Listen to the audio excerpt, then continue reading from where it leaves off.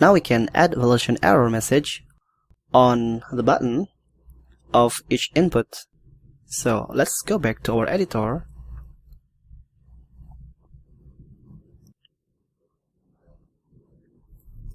And here, below title input, let's add a validation error.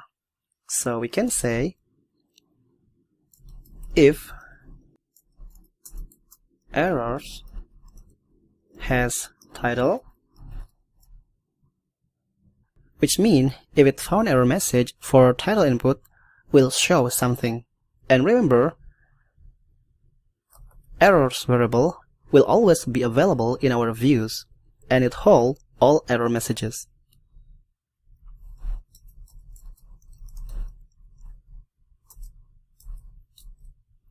Okay, here we'll show the message, and we'll show it in a div. Invalid feedback, a bootstrap for class that can be used to display validation feedback.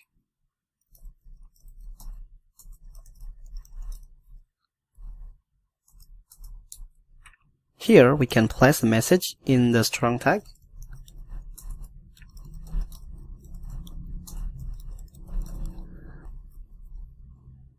And to actually show the message, we can say errors first title. Okay, let's copy this validation error and place below text area. Select all title and change them to body.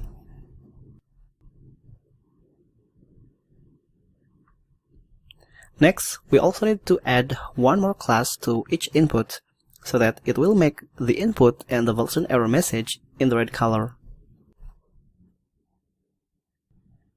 Actually, we need to put it together with form control class. So here we can select them. In Visual Studio Code, Atom, or Sublime, you can do that by hitting Ctrl D, and then we can check if title has error.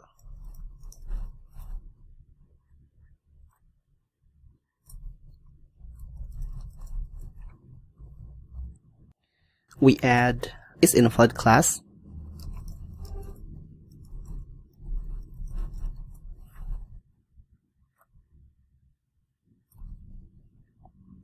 Otherwise, we just add empty string. Of course, we need to change this to body.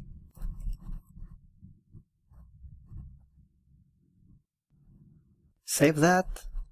And now, if we reload the page,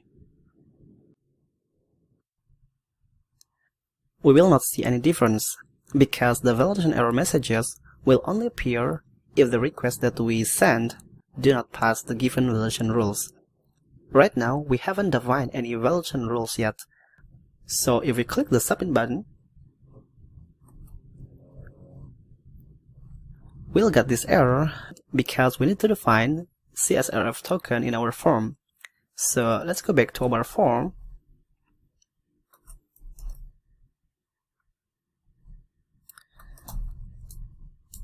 And here we can add CSRF like so.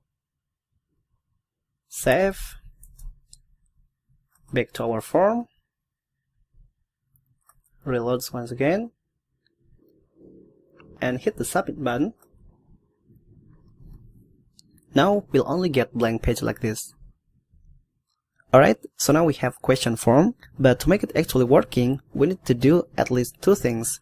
First, we need to define validation rules to make sure that the question that entered in our form is what we expected. And the second, after we're sure that the question we received is valid, then we'll save it into our database, and we'll do that in the next lesson. And before we close this lesson, let's save our work into our Git repository. Let's go back to our terminal. And here we can say git add all, git commit -m, and I'll say build question form. Then I'll push my current branch to my remote repo. Git push origin lesson 7.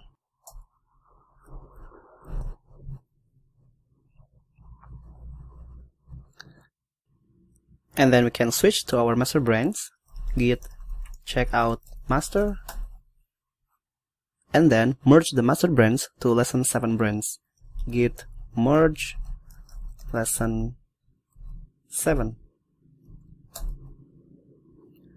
And last, let's push our master branch to remote repo, git push origin master.